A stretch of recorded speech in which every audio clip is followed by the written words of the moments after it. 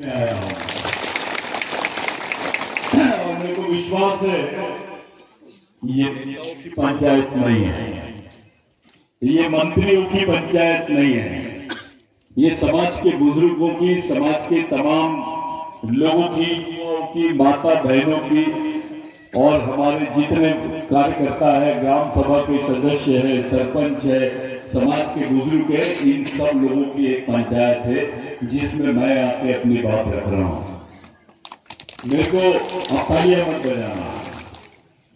मेरे को बताया गया कि भाई मैं सुरजागढ़ के बारे में बोलूं।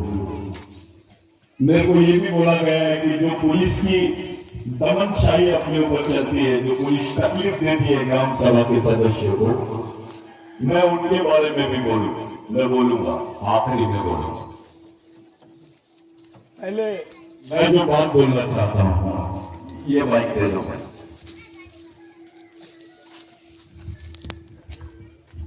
मैं जो बात बोलना चाहता हूं पहले आप समझ लीजिए। मेरा पति बल्कि बोला आप आदिम बोलो, आप लिमिट ध्यान से। एक साइकिल रहती है, एक बाइक रहती है, स्कूटर रहती है, उसका भी चालक, पालक और मालक होता है। उस गाड़ी का भी चालक, पालक और मालक होता है। आपका तो समाज है, आप जिस समाज में पैदा हुए हैं उसी समाज में तुमको बनना है। आपका तो ये समाज है। मैं आपसे पूछता हूं, इस समाज का चालक, पालक और मालक कौन है? किसके कहने पे जी रहे हैं आप? किसके कहने पे आपका समाज चलता है? कौन आपके समाज के बारे में सोच रहे हैं? थोड़ा उनके बारे में बताओ। कौन आपके बाल बच्चों की जवाबदारी ले रहा है? थोड़ा उसके बारे में बताओ। कौन आपके अधिकारों की लड़ाई की जवाबदारी ले रहा है? उसके बारे में बताओ। जिस समाज में आप रहते हो उसके चालक, पालक और मालक कौन है? इस समाज को चलाने वाले लोग कौन है? इस समाज का संरक्षण करने वाले लोग कौन है? इस समाज को दिशा देने वाले लोग कौन है? इस देश में हिंदुओं का अस्तित्व इसीलिए है क्योंकि उनके पास आरएसएस है। ब्राह्मण आदमी जज भी रहता है तो चड्डी पहन के शाखा में जाता है। उनके स्कूल चलते हैं, मंदिरों के मार्फत उनके लोग पैसा इकट्ठा करते हैं, उन लोगों की व्यवस्था चलती है। घुटना उनकी व्यवस्था बंदा, घुटने के पैसे बंदा, घुटने के समाज ताकूसाठी लोग अपना जीवन छूटे किसी को काम किरको, रोड अच्छा छूटे किसी को काम किरको, तुड़ा मंदो की थोड़ी सब काम किरको। एक मुस्लिम भाई, उनके भी मस्जिद चलते हैं, उनके भी मदरसा चलते हैं। 6 साल का, 4 साल का बच्चा रहता है तो मदरसा में जाता है। उसका बाप उसके हाथ में कुरान शरीफ देता है और बोलता है कि बेटा ये कुरान है, ये तेरे जीने और लड़ने का रास्ता है, इसको लेके चल। एक बौद्ध आदमी डॉक्टर बाबा साहब अम्बेडकर का ग्रंथ देता है अपने बच्चे के हाथ में। बुद्ध और उसका धर्म, उनके बौद्ध विहार चलते हैं, उनके भी स्कूल है, कॉलेज है। उस समाज में समता सैनिक दल है, समाज के लिए भिक्खु काम करते हैं। आपको किसी ने पूछा, आपके बच्चे ने पूछा कि मैं कौन हूं, मेरा इस देश में क्या स्थान है, मेरा दोस्त कौन है, मेरा दुश्मन कौन है, मेरे को कौन से रास्ते से जाना है? मेरे पिताजी मेरी ना अव्वल ना बाबू ना दाई ना दाऊ ना तो उनकी पुस्तक से एक किताब दे दे जो मैं पढ़ूं और आगे बढ़ूं। कौन सी किताब देंगे तुम अपने बच्चों के हाथ में? बताओ, क्या दोगे तुम? जिस समाज में आप जी रहे हो उस समाज की कोई अपनी व्यवस्था ही नहीं है। हमारी सामाजिक व्यवस्था ध्वस्त कर दी है, इसलिए हमारी यह हाल है आज। ये हाल मुसलमान भाइयों के साथ क्यों नहीं होता? ये बात ब्राह्मण भाइयों के साथ क्यों नहीं होती है? इस देश में बाकी लोगों के साथ क्यों नहीं होता है जो आदिवासियों के साथ होता है? तुम्हारे बच्चों को तुम क्या देने वाले हो? क्या है तुम्हारे पास? अरे खाना तो गाय भी अपने बच्चे को दूध दे देती है, बकरी भी अपने बच्चे को दूध पिला देती है, कुत्ती भी अपने बच्चे को दूध पिला देती है। जानवर और इंसान में एक फर्क है कि जानवर अपने बच्चे को पालता है, इंसान अपने बच्चे को पालन भी करता है और पोषण भी करता है। पोषण का मतलब होता है उसको विचार देना, उसको बताना कि तू कौन है, तुमको क्या रहना है, कैसे रहना है, कैसे जीना है, कौन तेरा दुश्मन है बेटा, कौन क्या है, ये समाज है, ये इस मार्ग से चलना है। ये बात तो हम लोग सोचते ही नहीं। इतना बड़ा परिसर है गढ़चिरौली जिला, आदिवासियों के लिए आरक्षित है, 5वीं अनुसूची के क्षेत्र है, ग्राम सभाओं में अपना अधिकार है। आलापल्ली में आदिवासियों का कोई भवन है क्या जहां पे आप शादी कर सको, बैठ सको? अरे इस गढ़चिरौली जिलों में आदिवासी का कब्रिस्तान भी नहीं है। जगह जागा तो दूर तू मियासाठी सायन्ससाठी भी जागा है।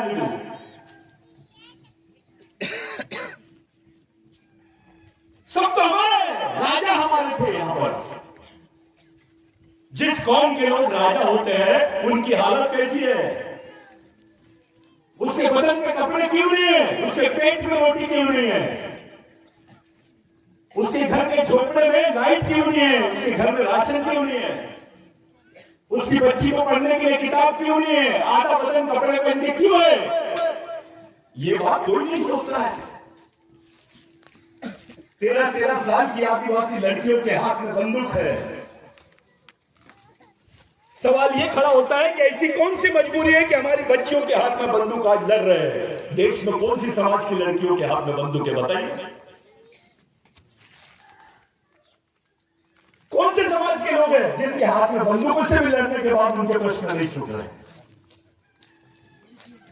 हमारे लोगों के साथ जो व्यवस्था है हमारे साथ में, हमारे पास गढ़चिरौली के आदमी को कुछ होता है तो नागपुर का आदमी नहीं चिल्लाता,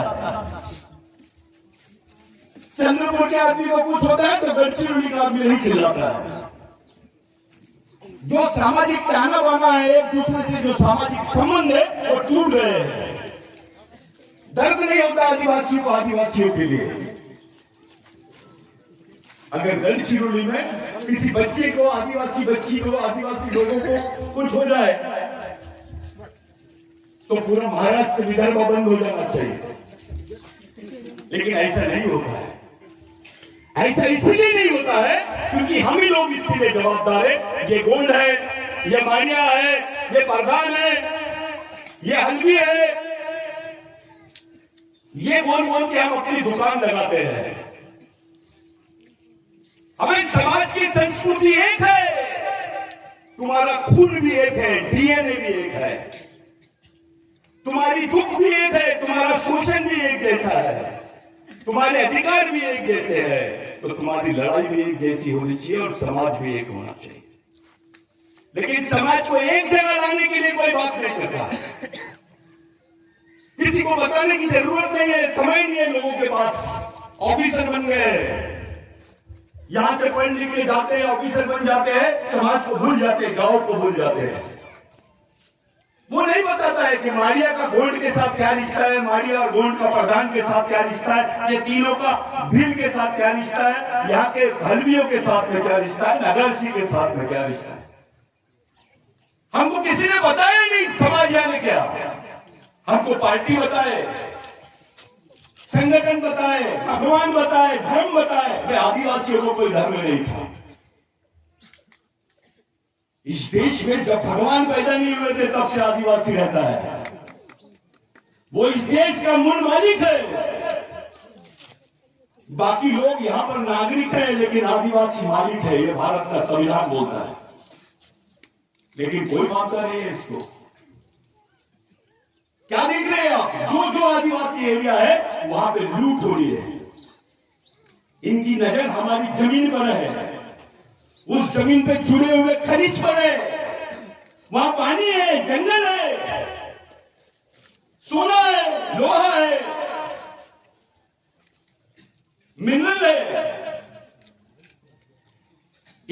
समाज को दूसरे की जमीन नहीं है, किसी पार्टी की जमीन लिए क्या, किसी ब्राह्मण की जमीन लिए नहीं लिए, सिर्फ आदिवासियों की ही जमीन पे काम चल रहा है। पूरे देश में चालू है ये, झारखंड से लेकर गुजरात के डांग जिले से लेकर गढ़चिरौली तक, गढ़चिरौली से लेकर बस्तर तक, बस्तर से लेकर उड़ीसा तक, उड़ीसा से लेकर आसाम तक, जहां जहां आदिवासियों की जमीन है वहां वहां ये लोग वही काम कर रहे हैं। सूरजागढ़ कोई छोटी बात नहीं है, ये तो एक उदाहरण है। पूरे देश में एक चल रहा है, एक ही जैसी बात चल रही है। क्या हालत है हमारे बच्चों के दिमाग में भगवान डाल रहे हैं, उसके दिमाग में पार्टी डाल रहे हैं, उसको समझा नहीं रहे। तुम समझाओगे नहीं तो समझेगा कैसे? कभी कोई प्रशिक्षण होता है समाज के नाम पर? कोई बच्चों को सिखाते हैं, बच्चियों को सिखाते हैं? नहीं सिखाते। तुमको पूछेंगे पार्टी यानी क्या, तो तुम पार्टियों के नाम भी बता दोगे। तुमको पूछेंगे आदिवासी कितने हैं, उनके नाम नहीं बता पाओगे। समाज यानी क्या, ये भी नहीं मालूम हमको। अरे हे तो अपना लिंगो आंदोलो, फिर तो हीरा सुटल आंदोलो, ये तो बोर्ड का है, मारिया का है। अबे जब लिंगो था तब कोई बोर्ड मारिया वारिया नहीं था, तब तो सिर्फ असुर थे। हमको असुर बोलते थे, कुया बोलते थे, कोया बोलते थे। हमारे सामने बहुत बड़े बड़े प्रश्न खड़े हैं। किसी ने पूछा तुमसे कि लिंगो कहां पैदा हुआ था, कहां मरा, क्या बताओगे? ऐसा भ्रमित कर दिए अपने समाज को पूरा। और ऐसे भ्रमित समाज में ऐसी समस्याएं आना और उसका मुकाबला करना, ये बहुत मुश्किल काम होता है। घर घर का आदमी, बच्चा बच्चा सोच रहा है कि क्या होगा अब आगे। रोजगार के नाम पे क्या मिल रहा है? चौकीदारी की नौकरी। पहले 20,000 देते, फिर 16,000 करते, फिर 14,000, फिर 10,000 और फिर 8,000। 10 घंटे खड़ा रहता है वो बच्चा, उसी की नजर के सामने माल निकाल रहे, वो मालिक है, चौकीदार बन गया है। जो मालिक है वो चौकीदार है। हमारी माँ बहन रास्ते में झाड़ू मार रही है, धूल साफ कर रही है, बच्चों को निंदा आई नहीं, नूरों पे निंदा बेटा। अरे ये तो मालिक आदि नहीं क्या, एक नेता मालिक आदि नहीं, एक जमीन का मालिक आदि नहीं मिले, इतना पुलिस के आपको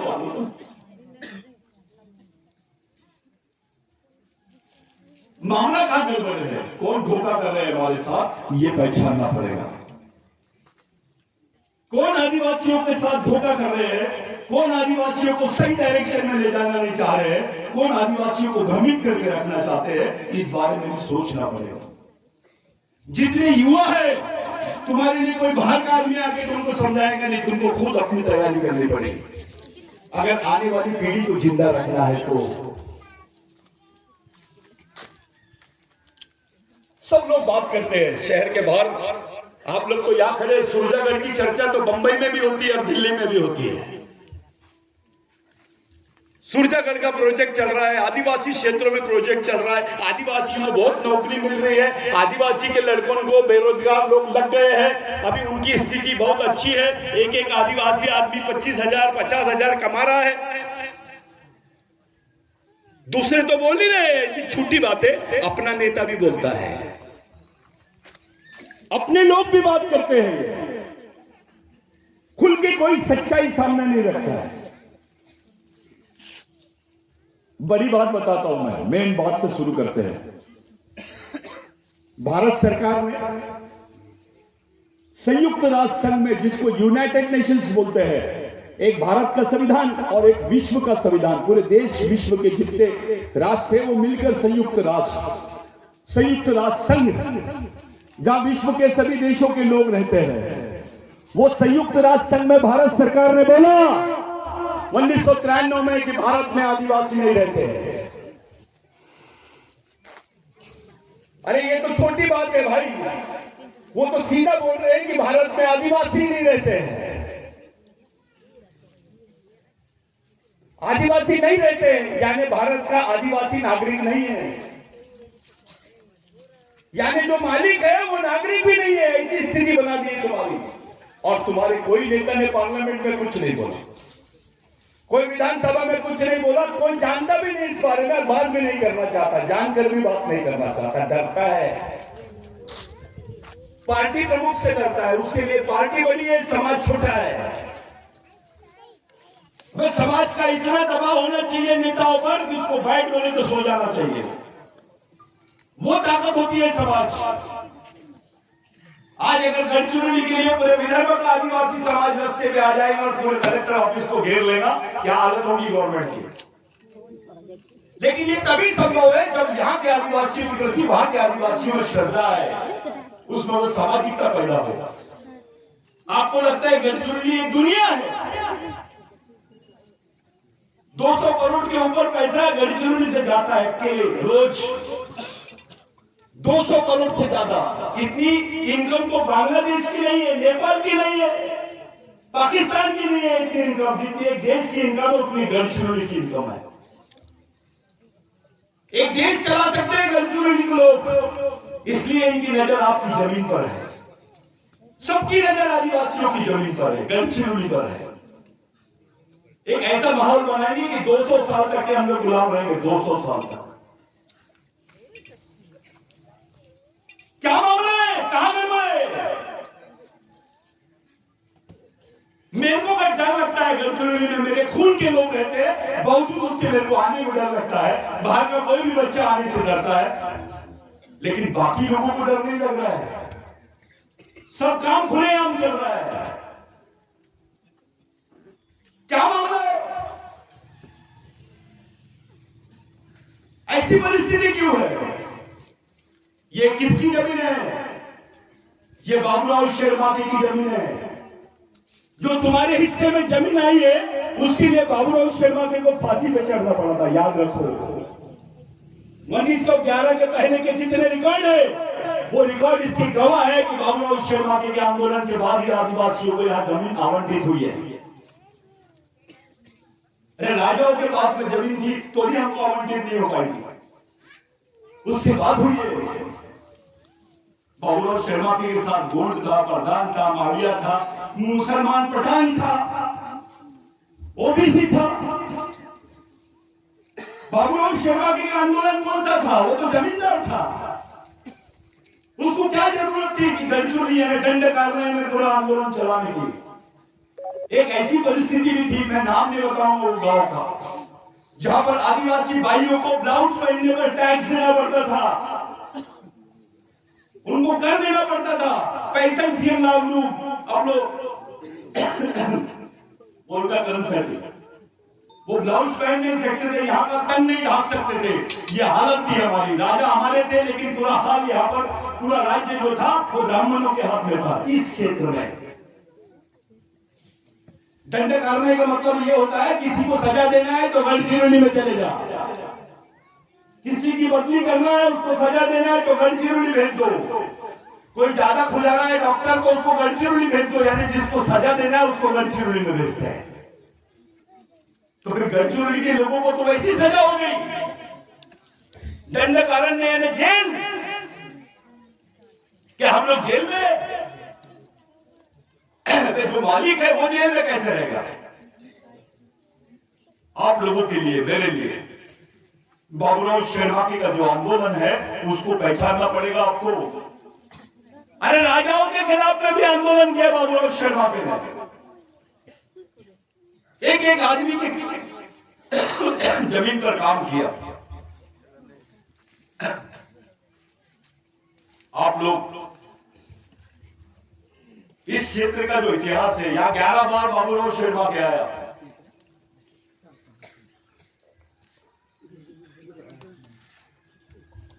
जो ग्राम सभा आप लोग बना रहे ना, उसको पहले टोला बोलते थे।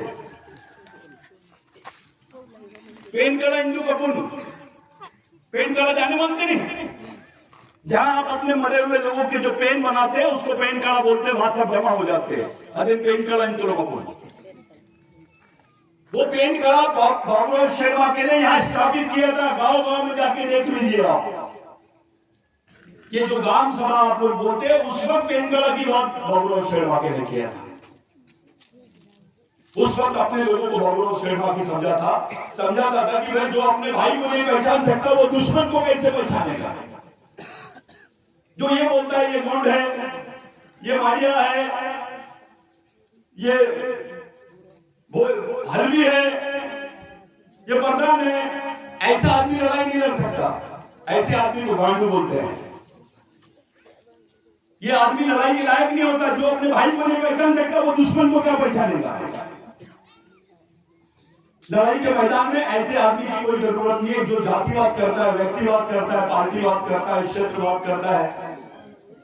ऐसे आदमी की जरूरत नहीं है। केवल समाज और समाजवाद पे बात करने वाले आदमी की समाज की जरूरत है। और समाज के सामने कितना बड़ा ऑफिसर रहे, मंत्री रहे या मजदूर रहे, सब समान है। सबका योगदान समान होना चाहिए। ऐसा नहीं कि वो बहुत पढ़ा लिखा है तो उसको ज्यादा समझता है, बिल्कुल नहीं। डॉक्टर आंबेडकर को पढ़े लिखे लोगों ने धोखा दिए थे। ये जो माहौल बन रहा है पूरे देश में कि भारत में आदिवासी नहीं है, यानी हमारे समाज को ही खतरा हो गया है। एक तरफ यहाँ का मुख्यमंत्री बोलता है कि बोगस आदिवासियों को हम संरक्षण देंगे, उनको नौकरियों से नहीं निकालेंगे। 1 लाख नौकरी बोगस आदिवासियों ने ले लिए, झूठे आदिवासियों। और सरकार बोलती है हम इनको प्रोटेक्शन देंगे। यानी तुम्हारे खिलाफ में कितने बड़े बड़े जजमेंट हो रहे हैं। एक तरफ बोगस आदिवासी को संरक्षण, दूसरी तरफ ये बोलते हैं कि भारत में आदिवासी नहीं रहते। आप नहीं रहते हो, आपकी नागरिकता भी मान्य नहीं कर रहे लोग। अरे तुम आदिवासी हो करके जमीन का टुकड़ा बचा हुआ है तुम्हारे पास, क्योंकि बिरसा मुंडा का आंदोलन, टंटा भील का आंदोलन, बाबूराव शर्मा के का आंदोलन, खास करके बिरसा मुंडा का जो आंदोलन चला 1898 में, पहला लैंड एक्विजिशन एक्ट बना। 1 लाख लोग मरे उसमें। विश्व युद्ध में इतने लोग नहीं मरे जितने आदिवासी जमीन के आंदोलन में मरे।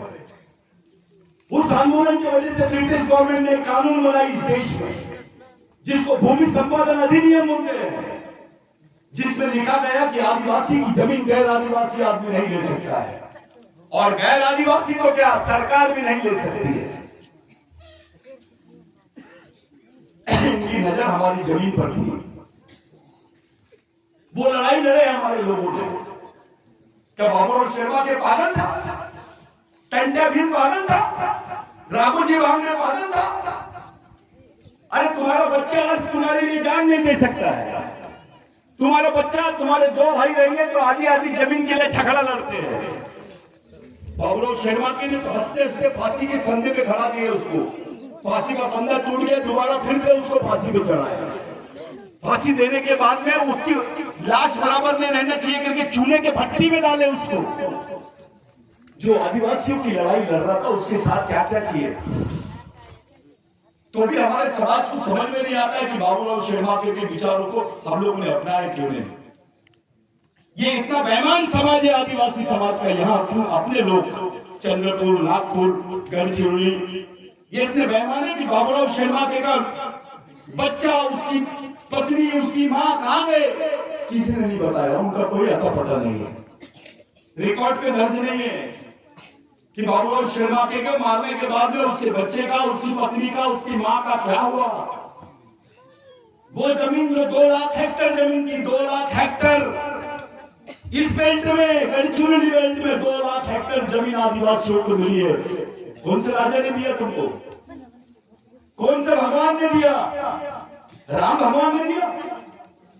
अबे जमीन किसने दिया तुमको? बाबूराव शर्मा ने दिया। तुम्हारा भगवान कौन?